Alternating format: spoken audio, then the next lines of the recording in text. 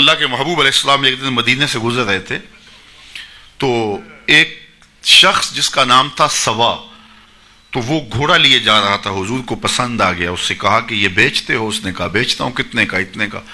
کہا کہ رکو میں اس کی قیمت لے کے آیا اور تمہیں دیتا ہوں۔ کسی نے اس کو رکے ہوئے دیکھا تو پوچھا یہاں کیوں کھڑے ہو؟ اس نے کہا مسلمانوں کے نبی سے اس گھوڑے کا سودا ہو گیا تو وہ قیمت لینے گئے۔ اس نے کہا مجھے زیادہ پیسوں سے دے دو، تو اس نے کہا میں تو یار سودا کر چکا ہوں۔ اس نے کہا کہ کوئی گواہ تھا؟ کہا نہیں۔ کہا مکر جانا۔ اس کو پیسوں کی لالچ آ گئی، اس نے کہا ٹھیک ہے حضور، اتنے میں قیمت لے کے پہنچ گئے۔ تو اس نے کہا میں نے تو آپ سے سودا کوئی نہیں کیا۔ حضور نے کہا ابھی تو سودا ہوا ہے۔ وہ کہنے لگا میں نے سودا کوئی نہیں کیا۔ لوگ بھی اکٹھے ہونے لگے، ہجوم بن گیا۔ اب حضور کہے میں نے گھوڑا خریدا ہے، وہ کہے میں نے بیچا نہیں۔ اب جب لوگوں کا ہجوم بنا تو لوگوں کے ہجوم کا بھی ایک پریشر ہوتا ہے۔ تو اس نے کہا کہ اگر بات لوگوں پہ چلی گئی تو صادق بھی یہ ہیں، امین بھی یہ ہیں، تو لوگ تو انہیں سچا کہیں گے۔ اس نے کہا اچھا مجھے یہ بتائیں کہ جب دو آدمیوں کے مابین یوں نزاع بن جائے تو اس میں تسویہ کی صورت کیا ہوتی ہے آپ کی شریعت میں؟ تو حضور نے فرمایا میری شریعت تو کہتی ہے کہ جو مدعی ہے وہ گواہ لائے، والیمین علی من انکر، جو انکار کرتا ہے وہ قسم دے دے۔ اس نے کہا پھر ٹھیک ہے، آپ کا دعویٰ ہے کہ آپ نے گھوڑا خریدا ہے تو پھر آپ گواہ دیں، اور اگر آپ کے پاس گواہ نہیں ہے تو پھر میں قسم دے دیتا ہوں۔ جھوٹ اس نے پہلے بول لیا تھا، قسم دینا اس کے لیے مشکل نہیں تھا، اس کو یہ بھی پتا تھا گواہ کوئی نہیں۔ تو اس نے کہا جناب آپ گواہ پیش کر دیں تو میں گھوڑا دے دیتا ہوں جس قیمت پہ آپ بتا رہے ہیں، اور اگر آپ کے پاس گواہ نہیں ہے تو پھر میں قسم دے دیتا ہوں۔ اب بھری بزم تھی، لوگوں کا ہجوم تھا، اور اس نے ایک ایسی بات کی۔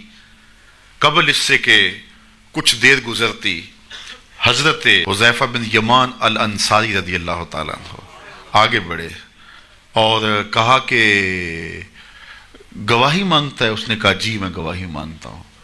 تو کہا میں گواہی دیتا ہوں، جتنے میں حضور نے بتایا اتنے میں سودا ہوا ہے اور حضور نے گھوڑا خریدا ہے۔ اس نے کہا جی ٹھیک ہے میرا مطالبہ پورا ہو گیا، گواہی چاہیے تھی، درکار تھی گواہی، وہ گواہی مل گئی۔ تو اس نے گھوڑا دے دیا اور قیمت اس نے لے لی۔ قیمت اس نے اپنی مرضی کی گھوڑے کے مطابق ہی لی تھی، وہ تو زیادہ پیسوں کے لالچ میں مکرا تھا۔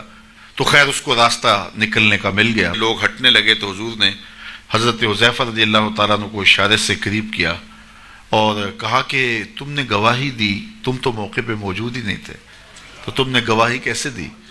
تو حضرت حذیفہ رضی اللہ تعالیٰ عنہ نے کہا حضور گھوڑا کیا ہے، آپ کے کہنے پہ تو ہم نے رب کی گواہی دے دی، ہم نے رب کو دیکھا تھا، آپ نے کہا نہ ہے تو ہم نے مان لیا، تو یہ گھوڑا کیا ہوتا ہے؟ تو حضور نے حضرت حذیفہ کا ہاتھ پکڑ کے فضا میں بلند کیا اور لوگوں کو کہا جانے والوں رک جاؤ۔ لوگ ٹھہر گئے۔ کہا کسی عدالت کچہری میں گواہ کی ضرورت ہو تو میری شریعت دو گواہ مانگتی ہے، لیکن جہاں میرا خزیمہ ہوگا، ہاں حذیفہ نہیں، خزیمہ بن ثابت انصاری رضی اللہ عنہ، جہاں میرا خزیمہ ہوگا وہاں ایک ہی گواہی دو کے قائم مقام ہوگا۔ فیض پہنچا اے رضا احمد پاک کا، ورنہ ہم کیا جانتے خدا کون ہے۔ میں اگر خدا سے ملنا چاہوں تو مجھے بتاؤ نہ کہ میں کدھر جاؤں، شرق کو جاؤں، غرب کو جاؤں، شمال کو جاؤں، جنوب کو جاؤں، نیچے سوراخ کروں، اوپر سیڑھی لگاؤں، کدھر جاؤں۔ آئیے ذرا قرآن کا اسلوب دیکھیے۔ وَإِذَا سَأَلَكَ عِبَادِي أَنِّي فَإِنِّي قَرِيبٌ، حبیب میرے بندے تیرے پاس آ کے میرا پوچھتے ہیں، بندے میرے ہیں، مجھے ڈھونڈتے ڈھونڈتے تیرے پاس آ گئے اور تیرے پاس آ کے پھر میرا پوچھنے لگے۔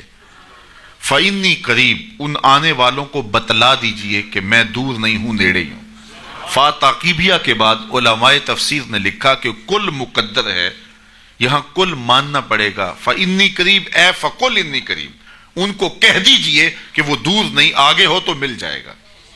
یہ ہے ترجمہ کل کے مقدر ماننے سے۔ لیکن صوفیہ فرماتے ہیں کل کو مقدر ماننے کی ضرورت ہی کیا ہے، بات ہی سیدھی ہے۔ حبیب میرے بندے مجھے ڈھونڈتے ڈھونڈتے تیرے تک آ گئے، تو محبوب جب تیرے تک آ گئے میں پھر بھی دور ہوں۔ میرے بندے جب مجھے ڈھونڈتے ڈھونڈتے تیرے تک جو آ گئے تو محبوب تیرے تک آ گئے ہیں تو میرے تک آ گئے۔ یہ تیرے پاس آ کے پھر میرا پوچھ رہے ہیں، جو تیرے پاس آ گئے وہ میرے پاس آ گئے، چونکہ تیرے تک پہنچنا ہی تو میرے تک پہنچنا ہے۔